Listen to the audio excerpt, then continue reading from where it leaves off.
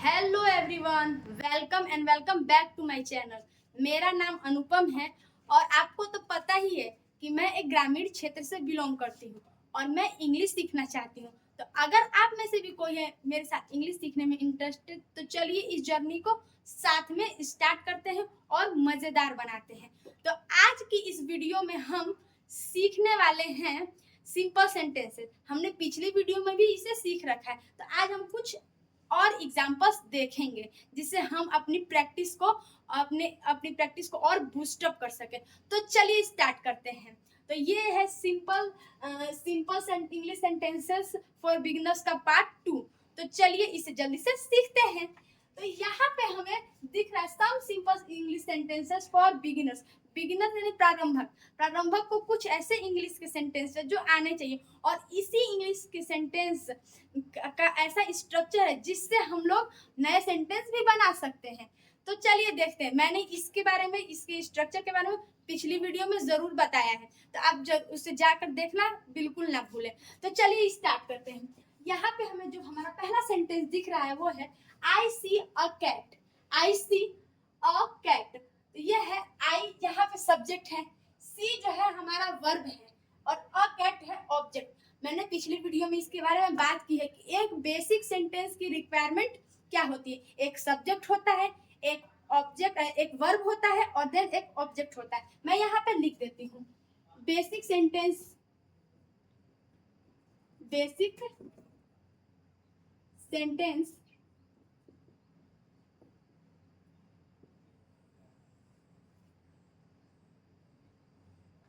कैसे बनता है। एक सब्जेक्ट होता है, एक ऑब्जेक्ट होता है, एक वर्ब होता है,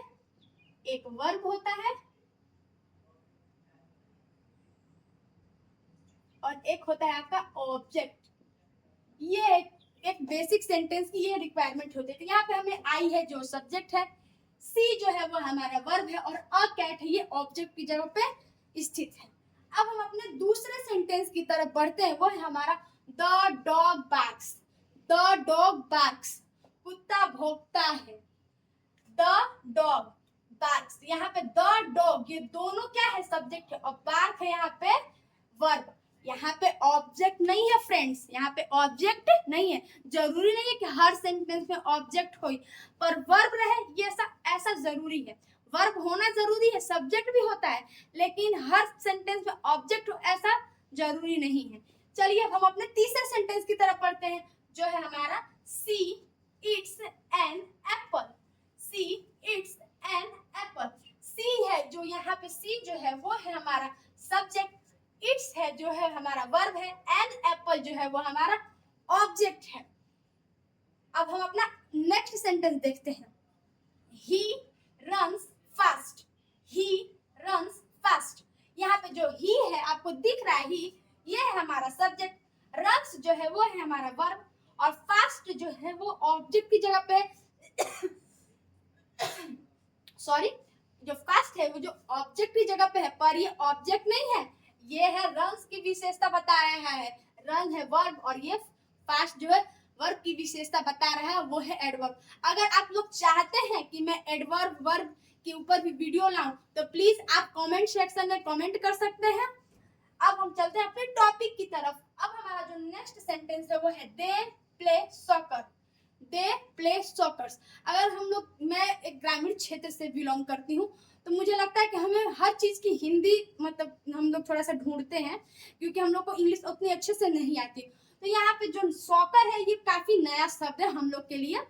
तो मुझे लगता है कि आप लोग रिलेट कर पा रहे होंगे। तो सॉकर का मतलब होता है फुटबॉल।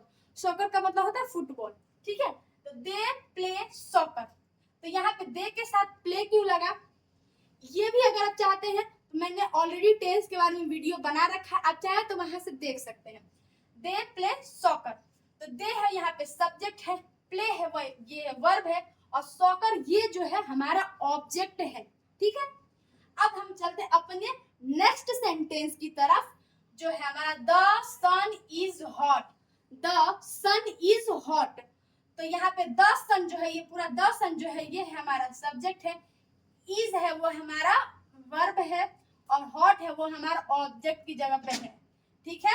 अब हमारा चलते हैं जो है हमारा द स्काई इज ब्लू।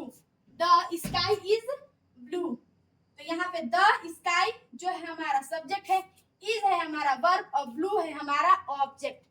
अब हम चलते हैं अपने नेक्स्ट सेंटेंस की तरफ और लास्ट सेंटेंस की तरफ। तो अगर आपको ये देखिए लास्ट हमारा sentence, the book is on the table, तो यहाँ पे द बुक जो है वो हमारा सब्जेक्ट है, इज है जो हमारा वर्ब है, ऑन द टेबल ये पूरा ऑब्जेक्ट वाला पार्ट है, ऑन द टेबल ये पूरा ऑब्जेक्ट वाला पार्ट है। यहाँ पे ध्यान देने वाली ये बात है कि जरूरी नहीं है कि सब्जेक्ट एक ही होगा, सब्जेक्ट एक से दो वर्ड भी हो सकते हैं, 2 से 3 वर्ड्स भी हो सकते हैं।